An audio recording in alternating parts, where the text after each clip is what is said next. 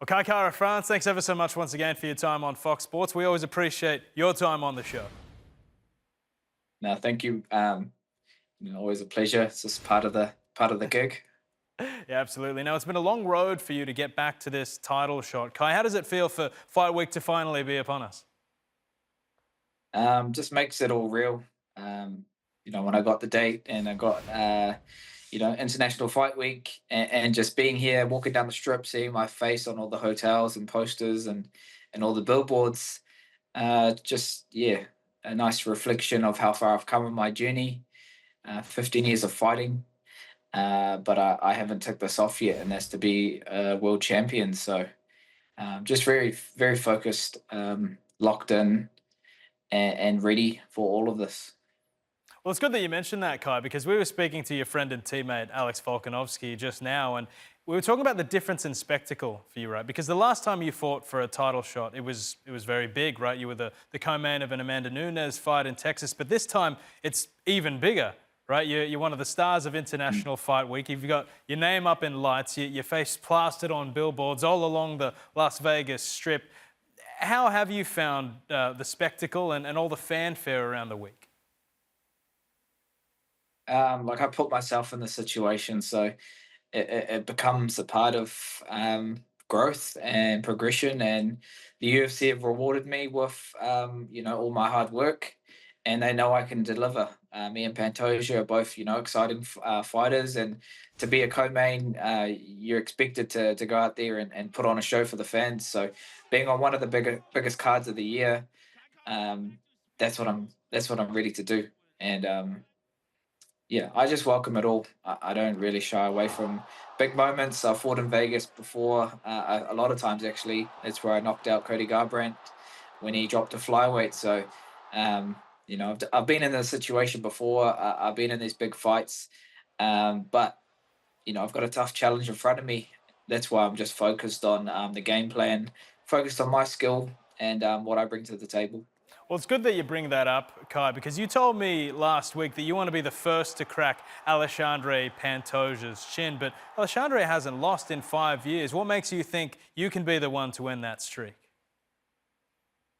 Well, we first fought each other 9 years ago. I was a boy back then, Mm. and I didn't really have that dad strength. And now I have a family, so having extra power in my hands and just mature and growth as a person has it's been massive for me on my journey, and it's only helped me. So now having that belief and having the technique and the skill set to go with it. He hasn't fought me in the UFC yet, officially. That fight was 2 rounds and 9 years ago. So he's been a great champ. He's done amazing things, and super tough, well rounded. One of the best flyweight champs. But it's my time. It's Kai time. It's Kai time. I like that. What sort of advice would you give to yourself from, well, back in those days? Not necessarily with regard to simply, the fight that you had against Alexandre, but, early on in your UFC journey. If you could give yourself some advice on how you might hold yourself or how you might progress, what would it be? I just keep going. Like, this is a part of the journey we're on. When you lose, you learn and you get better, and you built this hunger and I guess this fire that if it's meant to be, it's meant to be. Fighting for that belt back in 2022, it wasn't my time against Moreno, and I feel like just letting things flow, letting things be, and not forcing it, and being patient has paid off for me. And yeah, I've just been grinding since the start of the year, getting better, working towards or preparing for this one fighter, and yeah, I'm just ready for it, ready for a war, ready to step in and not take a back step, and I'm ready for the fire. So yeah, very confident in my team and our process.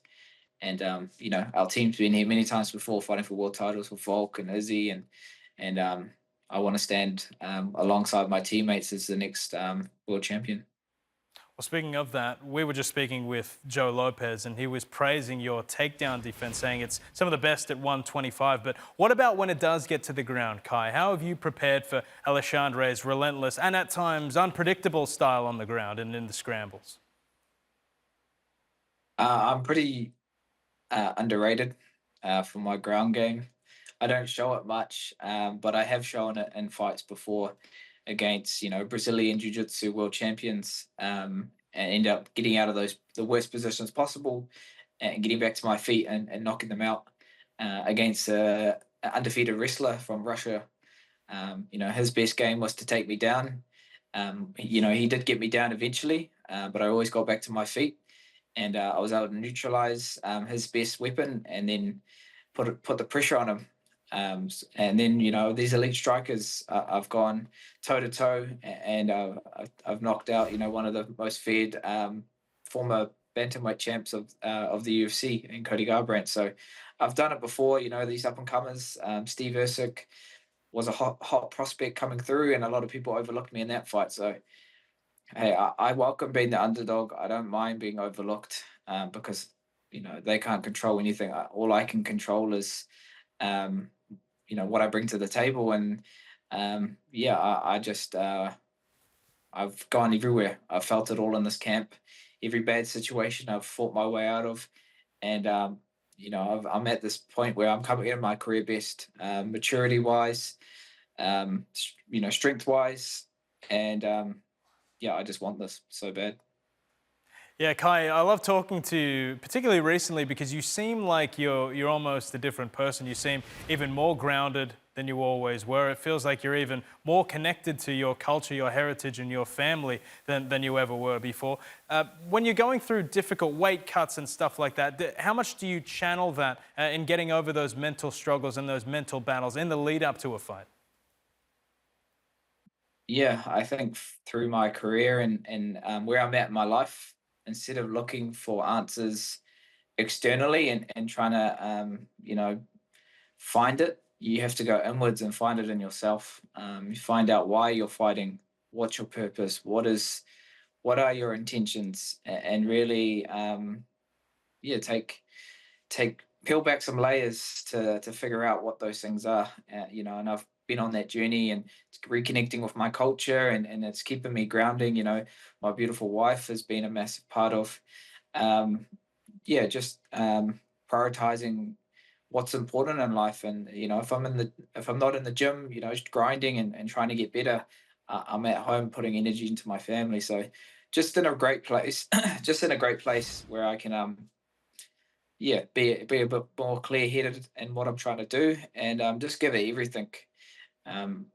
This camp, I've left no stone unturned, and yeah, I've incorporated culture into my preparation. Learning kapa haka, our traditional war dance that we do before we go into battle. Our tupuna and our ancestors would have done the same thing. So I use protocols that they would have done, and then just to know when I step into that cage in the UFC, I'm not alone. I have all that support behind me, and I feed off that. We call it we call it Modi, which is the energy or the life source that you feed off, and it's there to help you. So just yeah, making sense of everything that I'm doing, and going back to my past on how they would have done things to know where I'm heading, which is to the top. So, like you said before, in a great place, physically, mentally, and spiritually, ready for this. It's amazing to hear. And Kai, I'm actually just noticing that you've got a great view of the Las Vegas sphere from your hotel room. It looks absolutely fantastic. The UFC's really looked after you there. How good's that? Does it keep you up at night? Uh, well, I tell Alexa to shut the blinds, and then it automatically shuts. But yeah, pretty lucky. Everything in Vegas. I've earned. Seeing my face on all these posters, and people don't realize how hard this job is, and it's even harder to stay in the UFC. To get here, that's a big journey, but to stay here and keep fighting these top contenders and, climb your way back to a title fight, um, there's so much that goes into this, and that's why I know what it takes. because you got to sacrifice everything to be your best, and that's not being selfish, but you have to give it everything. And since the start of this year, that's all I've been focusing on every week: how to push, how to get the more out, how to get more out of me. Um, and then when we get to Vegas, it's all done. You can't get any fitter, you can't get any more sharper. Now, leading up to the weigh in and the fight day, it's all just game planning and revving the engine. So yeah, the work's done. It's the fun part come Saturday, and I'm not leaving Vegas without that belt. Kai, you're an inspiration to not only all of New Zealand or Australia, but all family men and hard workers everywhere. So we appreciate your time and Godspeed this weekend to you. Appreciate the time, brother, and yeah, cheers for that.